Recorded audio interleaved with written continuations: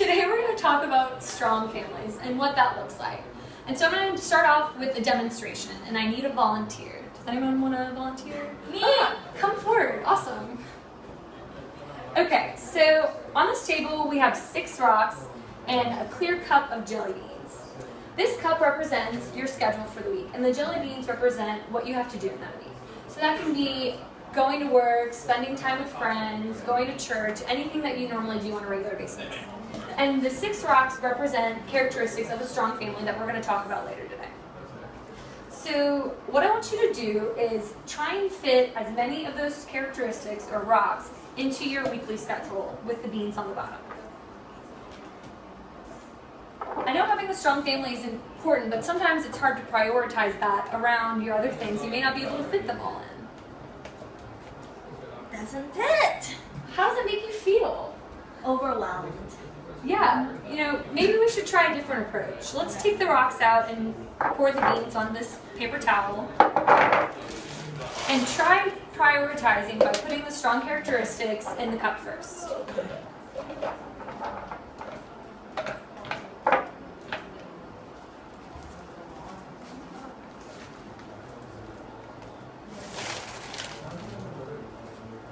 It all fits? Awesome! That was a really good job. Thank you so much. You're welcome. You can go sit down now.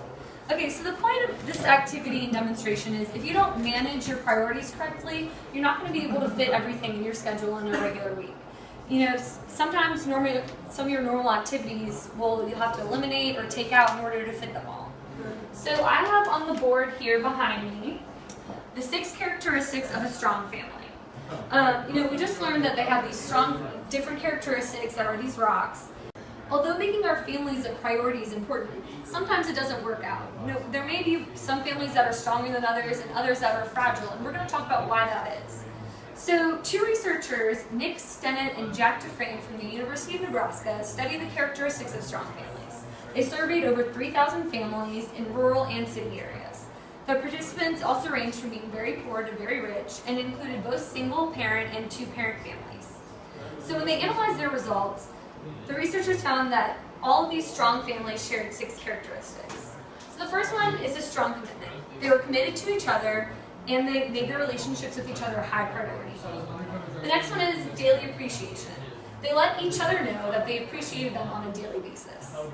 The third one is talking about big and small things. They can talk about, I don't like it when your toothbrush is on my side of the counter, or even dealing with family tragedy. The next one is spending time together. To be able to do all these things, you have to be able to spend time together to accomplish them. The 5th one is having shared beliefs.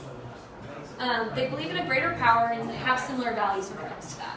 And the final one is being able to cope with difficulties and crises. So are you in agreement with this list? Why or why not? We agree that the list fits all the aspects of a strong family because it sets a good foundation for a strong relationship family. Are there other things that weren't included on this list that you think should be? No, I think that everything that you covered covers our relationship and our families and, the things that are important to us. So thinking back to the rocks and beans demonstration, do you have a better understanding about making your family a priority? I think that the demonstration really showed us that, with having the core things and prioritizing what's most important really does play a role in your, everyday life and your schedule for not just us, but our whole entire family. So we're going to look at an example of a family so that we can better understand these characteristics that we've talked about. So this study is it's talking about Mary and John. So Mary and John just had a new baby 2 weeks ago, a little girl named Sarah. Mary also has a 4-year-old named Josh, and they live with Mary's mother, Catherine. John is Mary's boyfriend, and they have been together for about a year. John is excited to be a dad for the first time, but he's a little scared of the responsibility. Josh's dad is no longer in Mary's life, which is often very frustrating to Mary. John listens to Mary when she gets frustrated, and he loves to spend time with Josh. Mary's mother won't let John live with them, but she does let John come over as often as he wants, although he's not allowed to spend the night. Catherine loves to have her family over on Sundays for dinner after church. Often there are many aunts, uncles, cousins that come over, especially during the summer. Mary has been feeling frustrated lately because she says she doesn't have enough money. She's frustrated that John isn't there enough for her and the baby, and she doesn't have a car. John tries to come over as often as possible, but he has been busy working at Walmart in the evening and helping his brother cut lawns during the day. Mary and her family are active in their church, particularly in the church choir. John tries to go with Mary and her mom as often as possible. Catherine and Mary are frustrated by the demands of the children and are eager for any help they can get. Mary is grateful for the support that her mother gives her, but often feels like she has no privacy and is treated like a child. So, what do you guys think about this story?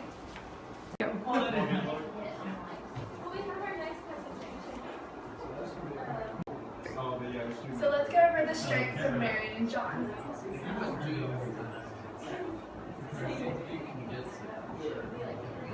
Like you wouldn't necessarily have to put revealing system so like you can say at the end of the investigation journalism. Some strengths for Mary, we definitely think that she's grateful for the help she gets from her mom and the support from her.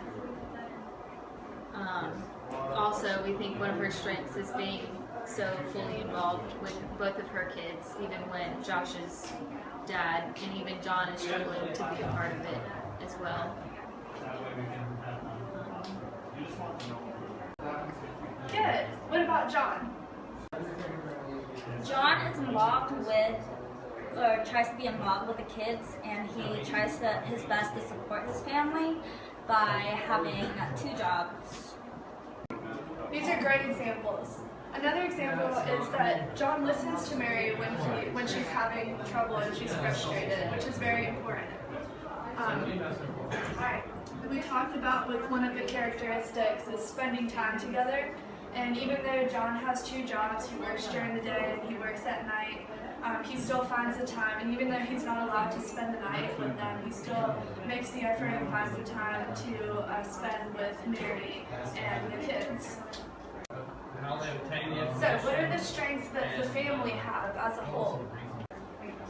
When you think of your own family, do you think it might have more strengths than what you first thought? Okay, like Mary and John, we both have jobs. I am a teacher.